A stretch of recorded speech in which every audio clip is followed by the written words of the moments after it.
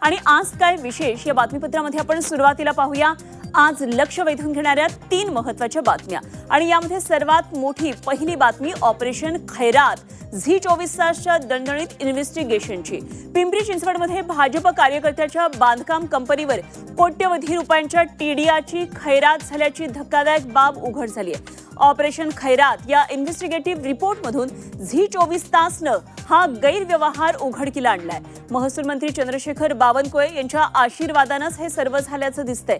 या बातमीचे आणखी सखोल तपशील आपण जाणून घेणार आहोत। दुसरी मोठी बातमी पुणे जिल्हा नियोजन समितीच्या बैठकीची।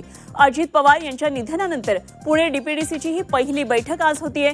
उपमुख्यमंत्री सुनेत्रा पवार या बैठकीसाठी ऑनलाईन आज उपस्थित असणार आहेत, तेव्हा या बैठकीवर आपलं लक्ष आहे। आणि तिसरी मोठी बातमी ती म्हणजे आजच्या भारत बंद संदर्भातली।